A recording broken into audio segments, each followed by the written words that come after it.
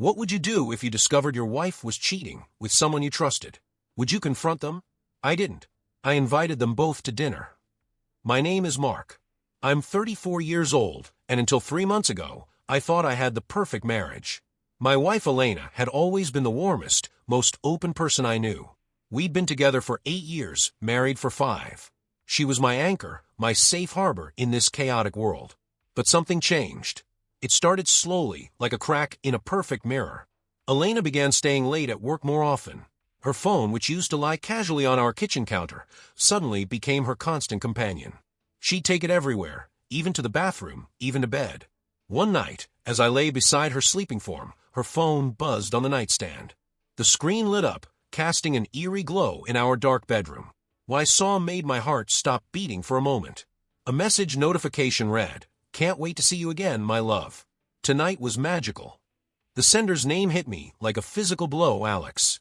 My old friend Alex. The man who'd been my college roommate, my best man at our wedding, the person I trusted more than anyone in this world.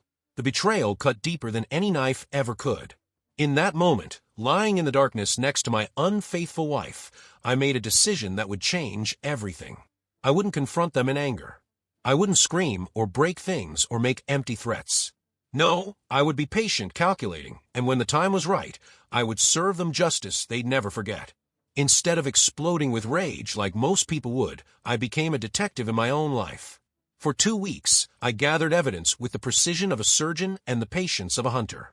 I installed a discreet messaging app that mirrored Elena's texts to my phone. Every sweet lie she told Alex, every plan they made behind my back, it all flowed directly to me. I followed them, carefully and invisibly, documenting their secret meetings. The coffee shop on 5th Street, where they hold hands across the table. The small restaurant downtown, where Alex would brush the hair from Elena's face. The hotel, well, I have photos of that too. Each piece of evidence felt like another weight on my chest, but I carried it all silently. I smiled at Elena when she came home late, kissed her forehead when she lied about working overtime, and even invited Alex over for Sunday football, like nothing had changed. The hardest part wasn't discovering their betrayal. It was pretending everything was normal while my heart shattered a little more each day. But I knew my patience would pay off. I was building something bigger than anger, something more powerful than revenge. I was crafting perfect justice. By the end of those 2 weeks, I had everything. Text messages, photos, videos, receipts, even audio recordings. I had enough evidence to destroy them both completely. But destruction wasn't my goal. I wanted something far more elegant. I wanted them to feel exactly what they'd put me through. 3 weeks after discovering their affair, I planned what I called the celebration dinner. I told Elena and Alex that I wanted to celebrate landing a huge promotion at work, which was actually true, making the irony even sweeter. I insisted it had to be both of them there, since Alex was like family to us. They both accepted eagerly, probably excited about the opportunity to be together while maintaining their charade. Elena spent hours getting ready, choosing the dress Alex had complimented in one of their text messages.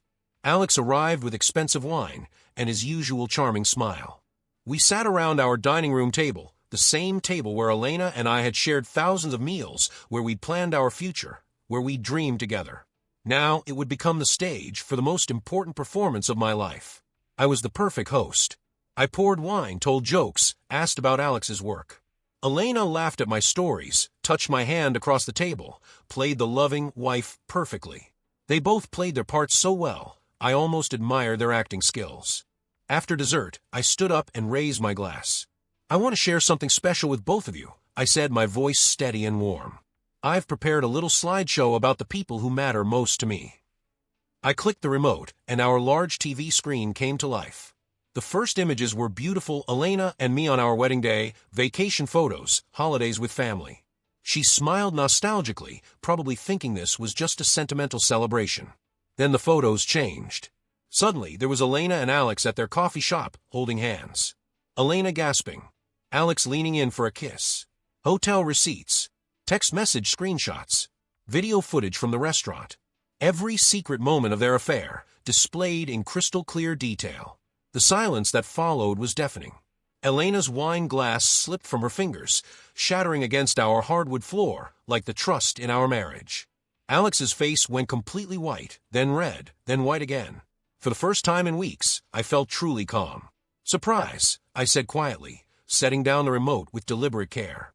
Elena found her voice first, stammering something about explanations and mistakes and how it wasn't what it looked like.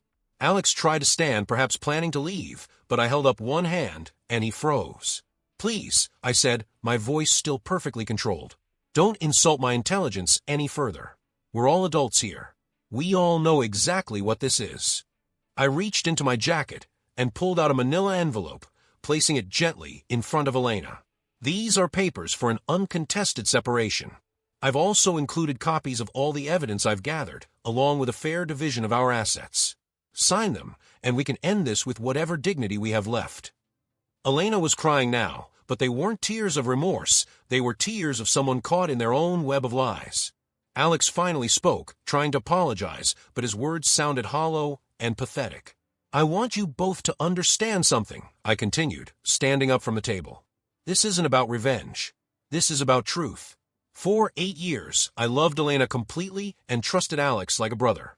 You both chose to destroy that trust, not once in a moment of weakness, but consistently, deliberately, over months.